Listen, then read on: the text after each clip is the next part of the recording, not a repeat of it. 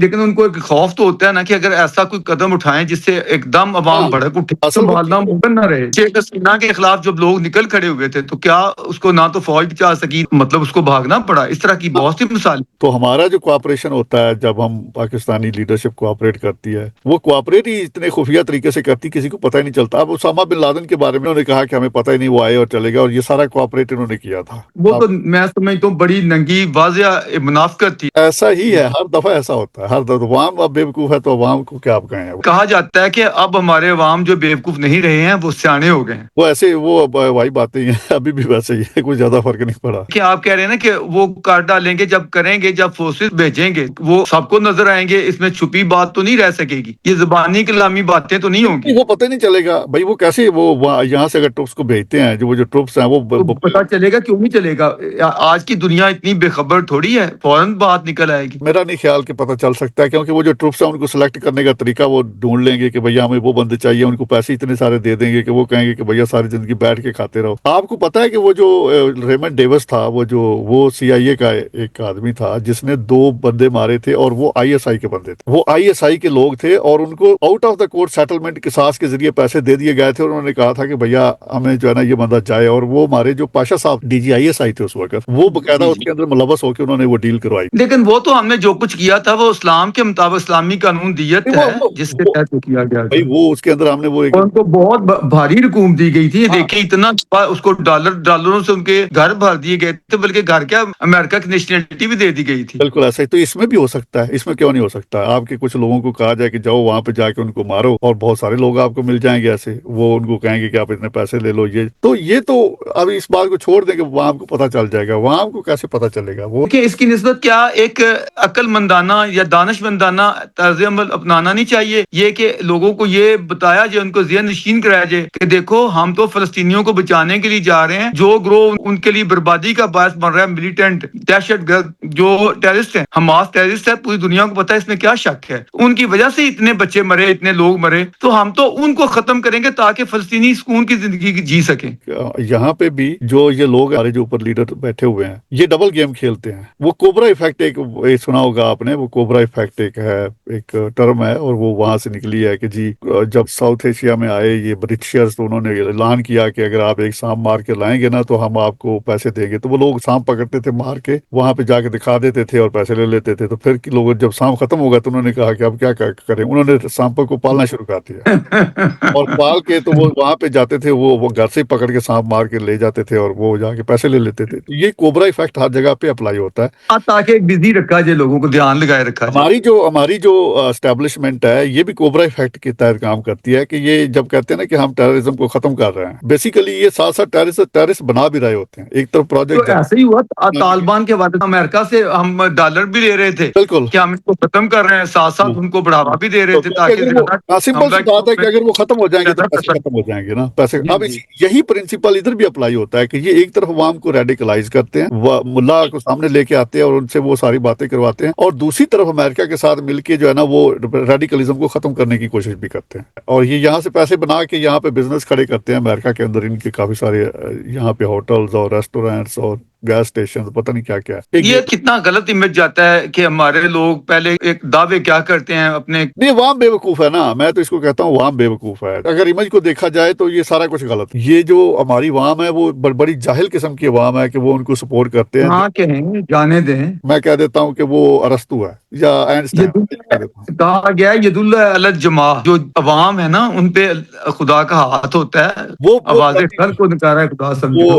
وہ صحیح ہے, وہ ساری باتیں ٹھیک ہے, لیکن عوام جو میرے خیال میں بینجامن فرینکلن نے یہ ایک بات کی تھی کہ میسز آر ایسز. اگر شعور آ جائے, ایجوکیشن آ جائے, تو عوام کا فیصلہ تو اچھا فیصلہ ہونا چاہیے. بالکل نہیں ہوتا ہے وہ ڈیفینیٹلی ہوتا ہے, لیکن دیکھیں نا کولیکٹیو وزڈم اس کو کہا جا سکتا ہے نا, کولیکٹیو وزڈم ہوتی ہے, بجائے فرد کی یا کسی گروہ کی وزڈم لینے کے کولیکٹیو وزڈم لینی چاہیے. بالکل ایسا ہی ہے, لیکن وہ ہم نے ہسٹری میں یہ چیزیں بھی دیکھی. آپ کہیں کہ وزڈم آئے تو صحیح وزڈم ہو تو لینا. ہسٹری میں ہم نے بہت ساری مثالیں دیکھی ہیں کہ وہ ہر جگہ پہ کافی سارے سارے لوگوں نے مل کے بڑے غلط کام بھی کیے ہیں. تو پچھلے دنوں آپ نے وہ دیکھا مفتی ایک تھے انڈیا کے ندوی, اور وہ وقتی طور پہ بیوقوف نہ جا سکتے. جہاں میں نے وہ دیکھا, وہ انہوں نے کہا نا کہ جب ہٹلر کی مثال دی کہ وہاں کے لوگوں نے چنا تھا, لیکن جب چنا تھا تب تو یہ نہیں تھا. جب اس کا گند سامنے آیا تو سارے خلاف ہو چکے تھے. بالکل ایسا اور ہی دوسرا یہ کہنا کہ دنیا میں مذہبیت زیادہ ہے, مذہب کے ماننے والے, میرا خیال ہے یہ بھی ایک ڈیبیٹیبل ایشو ہے, ایسا ہی ہے کیونکہ مذہب کے اندر بھی تو دیکھیں لوگ جبر کی وجہ سے مذہبوں کے اندر ہیں یا ان کی منوپلی ہے. ایسا ہی ہے اگر وہ منوپلی ہٹا دی جائے, اس کے بعد سروے کیا جائے تو لینے کے دینے پڑ جائیں گے. ایسا ہی ہے ایسا ہی ہے. نالج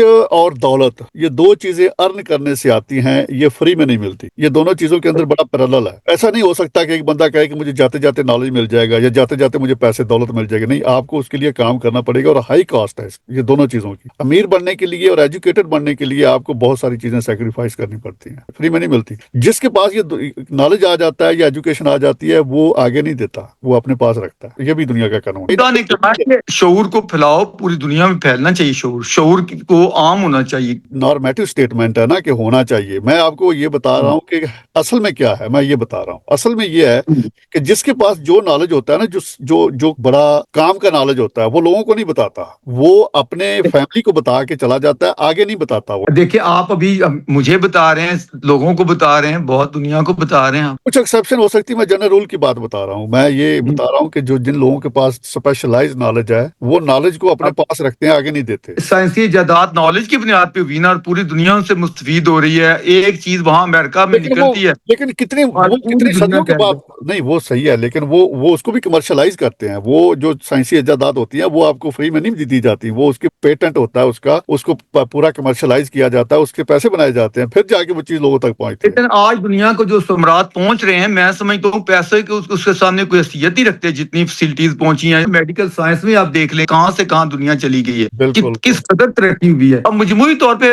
میں پوچھنا چاہوں گا, پریزیڈنٹ ٹرمپ کا جو دور ہے 4 ایئر گزر جاتے ہیں, تو آپ اس کے بعد امریکہ کو کیسا دیکھتے ہیں؟ کیا یہ پازیٹیو رہے گا یا نیگیٹو ہوگا, یا کیا سچویشن دیکھتے ہیں؟ میں یہ دیکھتا ہوں کہ جو ٹون سیٹ ہو گئی ہے نا, کیونکہ جو پریزیڈنٹ ٹرمپ آئے ہیں نا, یہ کوئی آؤٹ آف دا بلیو نہیں آئے. یہ ایک طرح سے ریئیکشن تھا, اور یہ کافی لوگ تنگ تھے اور وہ اسی ڈائریکشن میں چاہتے تھے کہ ان کا ملک جائے, تو وہ اس بندے کو لے کے آئے. ایک دفعہ آیا, دوسری دفعہ پھر آ گیا. مجھے یہ لگتا ہے کہ یہ جو ڈائریکشن سیٹ ہو گئی ہے, یہ ڈائریکشن جاری رہے گی امریکہ کی, اور اس میں تھوڑی بہت ویریشن ہو سکتی ہے, لیکن یہ فارن پالیسی کے حوالے سے, یہ تو خیر پہلے اس طرح چلتی آ رہی ہے, امیگریشن کے حوالے سے, اور یہ رولز بڑے ٹائٹ ہوں گے فردر. اور میں یہ بھی پوسیبل ہے اس میں کہ اگلی جو ٹرم ہے اس میں پریزیڈنٹ ٹرمپ تو نہیں ہوں گے, کیونکہ وہ تیسری دفعہ پریزیڈنٹ نہیں بن سکتے. ہو سکتا ہے ریپبلکن پارٹی کا ہی کوئی بندہ آگے تیسری ٹرم میں چلا جائے, تو یہ بھی ایک پوسیبلٹی ہو سکتی ہے. کتنے لوگوں کو انہوں نے پریشان کیا ہے امیگریشن کے مسئلے پر, لوگوں لیکن کا آنا جانا. اس میں یہ ہے کہ جن کو پریشان کیا ان کے پاس ووٹنگ رائٹس نہیں ہیں, وہ ڈیسائیڈ نہیں کر سکتے کہ کون پریزیڈنٹ بنے گا. جن کے پاس ووٹنگ رائٹس ہیں, جو کہ امریکہ کے گورے جو کہ یہاں بیٹھے ہوئے ہیں, انہوں نے ڈیسائیڈ کرنا ہے کہ ان کا پریزیڈنٹ نیکسٹ کون ہوگا. نہیں, وہاں کوئی بھی ٹیلنٹ والا بندہ, ممدانی جس طرح آ گیا نیو یارک جیسے سٹی میں, میرے خیال میں وہ بھی ایک بیوقوفی ہے. وہ بھی ایک کہہ لیں کہ وہ نا ایک کہہ لیں ایک اس نے اپنے آپ کو بنا کے اس طرح سے پیش کیا ہے کہ وہ پرابلم کا سولوشن اس کے پاس بھی نہیں ہے, اور وہ بڑی جلدی مطلب وہ ڈلیور نہیں کر پائے گا. وہ تھوڑی بہت شوشے بازی وہ کر کے نا, تو اپنے آپ کو اس نے پرومیننٹ کر لیا ہے. نہیں ہے تو وہ ڈرامے باز. لانگ ٹرم میں وہ چلنے والی چیز نہیں ہے, یہ میں آپ کو جی بتا رہا ہوں. یہ لانگ نہیں, میں نے اسیس کیا ہے کہ وہ ہے ڈرامے باز. بالکل, وہ سارے یہ پولیٹکس. اچھا, ہمارے نا ایک ڈسکشن اس کے اوپر بھی ہم کریں گے شاید اگلے سیشن میں, کہ ہمارے ملک میں بھی ایک تیسری یا چوتھی پانچویں پولیٹیکل پارٹی وجود میں آ رہی ہے. میں اس کے اوپر دیکھ رہا ہوں, اقرار الحسن سید صاحب جو ہیں, جو کہ میڈیا کی ایک پرسنالٹی ہیں, وہ ایک نئی پارٹی تشکیل دے رہے ہیں. اس کے اوپر بھی بحث جانے دیں جو صاحب, اس کو مینشن نہ ہی کریں. کیا حیثیت ہے, کیا پدی کیا شوربا. چلیں اگر آپ اس کو نہیں سمجھتے, نہیں کوئی بات ہی ایسی, اس سے تو بہتر ہے وہ ایک گانے والا جو لڑکا ہے, کیا نام ہے اس کا, ہاں, تو وہ اس کی نسبت تو کم از کم وہ زیادہ مشہور ہے. یہ تو کوئی بات ہے, اس طرح پارٹیاں نہیں بنتی نہ ہوتی ہیں. یہ تو شوبدہ بازی, پیسے جس کے پاس کچھ آ جاتے ہیں جائز یا ناجائز طریقے سے, تو وہ کہتا ہے کہ میں اپنی شوبدہ بازی اپنی بلے بلے کراؤں. مجھے ممدانی سے یاد ہے کہ جس طرح کی ممدانی شوبدہ بازی کی اس نے, ممدانی کا پاس کر وسائل بھی ہیں, اور اس کے پاس لوگ بھی تھے, اور وجوہ بھی ہیں اس کی. وہ ایک سیپریٹ ایشو ہے. آپ اس کی مثال بالکل ہی اقرار پہ نہ کریں. لیکن ایز انٹلیکچوئلز ہمیں عوام کو ایجوکیٹ کرنا چاہیے کہ بھائی کون سی چیز ورک کرے گی, کون سی چیز ورک نہیں کرے گی. اس نظر سے میں کہہ رہا تھا کہ اس کے اوپر بھی کچھ بحث ہونی چاہیے. کہ ہماری قسمت میں تو ویسے میں نے یہی دیکھا کہ ڈرامے باز ہی رہے ہیں اب تک, جو بھی آئے ہیں. اب شروع سے چلے جائیں پچھلے 80 سالوں میں, ہمارے پاس نالج کی کمی ہے. جو ریئل پرابلم प्रॉब्लम है, जो जिसको हम कहते हैं ना कि कोई सोल्यूशन कोई बंदे के पास, वो किसी के पास नहीं है, बस ड्रामेबाजियां हैं सारी। जनूनियत फैलाता है, जज्बाती नारे लगाता है, वो पॉपुलर लीडर बन जाता है। बिल्कुल। हम इंडिया से 1000 साल तक लड़ेंगे, एक हाँ। अहमक बंदे की बात कर सकता है, घास खाएंगे बिल्कुल तो बिल्कुल हाँ। घास पे खिला दिया कौम को, मतलब ये बातें हैं कि करने वाली लीडरशिप, इसको तो नहीं कहते ना, हाँ, ये तो वो लीडरशिप होती है। बस उसी तरह फिर देखिए वो आए भी, बड़ी मशहूर हुए और इस दुनिया से उसका अंजाम भी यही हुआ। हसन चौधरी साहब, मैं आपका बड़ा थैंकफुल हूँ, आपने बहुत अच्छी ये सारी तफसीलात बताई हैं, और जी, बराह रास्त आप बड़ी बारीकी से आपके जरिए हम तक पहुंचती हैं, नॉलेज वाली। I am thankful to you, इंशाल्लाह आपसे ये सिलसिला रहना चाहिए मुस्तकिल।